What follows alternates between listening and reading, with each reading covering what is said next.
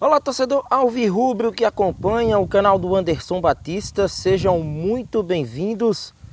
Ambiente diferente, né? Tô aqui na cidade de Aliança para cobrir uma outra partida, mas pude acompanhar a partida do Náutico diante do São Bernardo. Eliminação alvirrubra em casa para mais de 18 mil torcedores. Um reflexo do que foi a equipe do Timbu ao longo da Série C do Campeonato Brasileiro. Uma escalação equivocada, um primeiro tempo sem alma e uma reação na base do abafa no segundo tempo, para pelo menos tentar essa vitória diante dos paulistas. Algo que acabou não acontecendo e o Náutico se despede da competição. A partir de agora a gente traz um pouco do que foi esse jogo. Se você ainda não é inscrito no canal, vem aqui embaixo, se inscreva no canal do Anderson Batista, ative o sino das notificações, deixe o like nesse conteúdo. Importante a sua participação através dos comentários e, claro, compartilhe esse vídeo nas suas redes sociais. Pois bem, torcedor, o Náutico que pecou bastante quando o assunto foi jogar em casa ao longo da competição. O Náutico teve resultados ruins ao longo da primeira fase. Empate em casa com o CSA, empate em casa com o Remo. Hoje mais um empate que favoreceu a equipe do São Bernardo. E nos últimos 5 jogos sabíamos que o Náutico não vinha de bons resultados. E foi hoje na base da empolgação. A torcida abraçou, fez a sua parte, né, e tentou empurrar uma equipe que ao longo da Série C foi treinada por 3 treinadores diferentes. A gente não pode esquecer disso. Muitas mudanças, contratações equivocadas, né, jogadores que até então não corresponderam com a camisa da equipe alvirrubra, de um primeiro tempo onde o Náutico teve pouca produção. A gente já questiona logo de cara a escalação da equipe alvirrubra nos lados de campo, principalmente. Eu tuitava isso, para quem me acompanha lá no Twitter, viu a publicação onde eu falava que o Náutico estava exposto pelos lados. Vitor Ferraz já tinha os seus problemas de marcação. O Diego Matos, embora seja um lateral esquerdo titular durante toda a campanha da equipe, depois daquele incidente na partida diante do Amazonas, era um cara que também não guarnecia bem a primeira linha de marcação. Uma zaga que já mostrou vulnerabilidade nas outras partidas. De um meio de campo que acabou sendo punido com a ausência de Jean Mangabeira durante o primeiro tempo. E de um ataque que perdeu sua válvula de escape. É inadmissível, nesse atual contexto, o Náutico não ter a presença de Paul Ligeiro. Em quantas situações vimos o Náutico tendo o seu ponta como o principal homem da recomposição? Principalmente quando atuou pelo setor direito de campo, recompondo em momentos onde Vitor Ferraz estava avançado ou jogando por dentro. Então, de uma certa forma, equívocos que foram cometidos por um técnico que chegou agora. Um técnico que teve um contato mínimo com essa equipe alvirrubra. E o São Bernardo explorando os lados. Uma formação com 3 defensores, embora uma zaga esfacelada por conta das ausências de Helder e Matheus Salustiano, mas um São Bernardo que teve uma proposta de jogo fidedigna. Apostou em 3 zagueiros, ora fazendo uma linha de 5 com o Náutico tendo mais posse, e foi assim no primeiro tempo. Mas mesmo com toda a posse, o Náutico não conseguiu ser efetivo, não conseguiu criar nenhuma chance ao gol do Alex Alves. Enquanto isso, o São Bernardo ia tentando nas jogadas de velocidade. Perdeu o Luiz Felipe, atacante, por lesão, assim como o Náutico também perdeu o Jean Mangabeira. Só que a saída de Luiz Felipe fez com que Lucas Tocantins entrasse na partida. E essa entrada do Tocantins acendeu o ataque da equipe paulista, que num erro do Vitor Ferraz, né, acabou tendo a oportunidade, né, de roubar a bola ainda bem próximo do meio de campo e acionar o João Carlos por dentro, que fez com que o São Bernardo abrisse o marcador. No primeiro tempo, o Náutico sai vaiado de campo, e para a segunda etapa, quando a gente espera que o técnico Bruno Pivetti possa recompor a sua equipe, equilibrar o Náutico em campo, não. Ele acaba apostando no Náutico ainda mais ofensivo, vai para o tudo ou nada, nos minutos iniciais de partida. Nos minutos iniciais de uma etapa das mais importantes do ano. Coloca em campo o Alisson Santos, coloca em campo, né, jogadores, né, que até então pouquíssimas as características de marcação. Diego Ferreira em campo, né, e todos os seus problemas. E desde a saída de Mangabeira, que a gente viu que o Náutico perdeu um pouco, né, desse poder, né, de por dentro evitar os avanços do São Bernardo. A pegada na marcação, o jogo mais firme, o jogo mais físico, que é o que a Série C exige das equipes. E o São Bernardo chega ao segundo gol, depois de uma falha envolvendo Wagner e também envolvendo o Diego Matos. A equipe paulista faz o 2-0 e acaba ampliando uma vantagem que já era grande, até porque o São Bernardo buscava apenas o empate para sacramentar a sua classificação.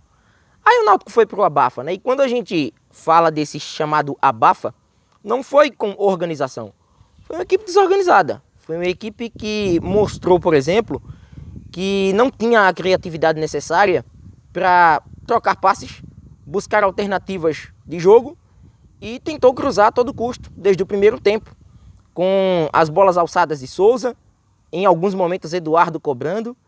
E quando você tem dois centroavantes, uma equipe, né, que a princípio não tinha adotado essa formação em jogos importantes, você acaba atestando um pouco da sua insuficiência técnica dentro de um adversário que está muito bem postado.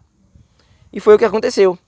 O Náutico foi com o Ribamar, foi com o Jael, foi tentar o abafa. O Souza nitidamente mostrando os efeitos de um cansaço físico, né, que já vinha afligindo um dos principais jogadores do Náutico. E mesmo assim o Náutico ainda conseguiu chegar ao seu primeiro gol, marcado, né, ali depois de um equívoco, né, da defesa da equipe do São Bernardo. E ainda fez o 2-2 com Matheus Carvalho. E ficou naquela sensação de que dava, de que poderia chegar, mesmo desorganizado, mesmo com problemas, mesmo com deficiências apresentadas ao longo de toda a primeira fase. E o São Bernardo não tinha outra postura a ser tomada a não ser fechar as suas linhas. Fechou as linhas, valorizou a marcação e saiu, né, de campo com muitos zagueiros, inclusive a entrada até do próprio Guilherme Paraíba, ex-retrô, para fortalecer o setor e tentar jogar nesse erro de um Náutico desesperado nos últimos minutos. No fim das contas, a classificação de uma equipe que poderia até ter garantido essa vaga de uma forma mais tranquila acabou não acontecendo. A equipe do São Bernardo liderou o começo da Série C e depois teve aí os seus problemas para se estabelecer dentro da competição. Só na reta final, que acabou crescendo, dos últimos 9 pontos, 7 foram conquistados. E o Náutico encerrou a competição com 6 partidas sem saber o que é vitória. Como se classificar tendo um sprint de chegada tão negativo como o Náutico teve?